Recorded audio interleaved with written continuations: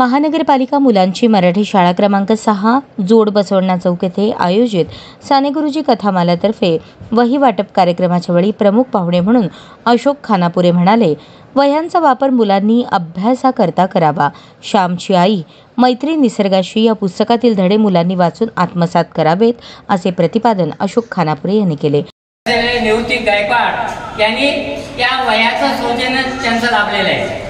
आमच्या साने गुरुजी कथामालेला ते वारंवार सहकार्य करतात आणि या वह्या तुम्हाला दिल्यानंतर सर्व मुलांना आणि मुलींना माझी विनंती आहे की या वह्याचा तुम्ही व्यवस्थित वापर करायचा. सदर प्रसंगी मुलांना निवृत्ती गायकवाड परिवारातर्फे गायकवाड यांच्या हस्ते वह्या वाटप करण्यात आले. कार्यक्रमास प्रमुख पाहुणे म्हणून आरती काळे, फैयाज शेख, सुशील पुजारी, अशोक मावाणे, श्रीलिंगप्पा शहाबादी उपस्थित होते. कार्यक्रमाचे प्रास्ताविक मुख्याध्यापिका अश्विनी लामतुरे यांनी केले.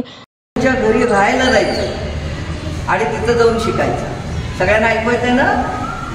हां, तिथं जाऊन शिकायचं. एक 2-4 गुरुजी असायचे आणि ते सगळं त्या विद्यार्थ्यांना शिकवायचे. विद्यार्थी संख्या पण कमी होती आणि तुम्ही रामायण महाभारतातल्या कथा ऐकल्या तर तुम्हाला कळेल की श्रीकृष्ण सुद्धा सांदीपनी ऋषींच्या आश्रमात राहून शिकलेला होता. मग तिथं सगळी कामं करावी लागतात गुरुच्या घरी.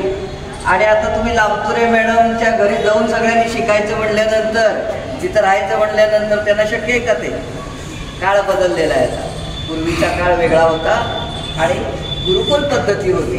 आणि त्या गुरुकुल पद्धतीमध्ये कसं असायचं की 12 वर्षाचं शिक्षण असायचं. आता पण 12 वर्षाचंच प्राथमिक शिक्षण आहे. 12वी झाल्याशिवाय कुठेही प्रवेश आहे का सांगा? नाही.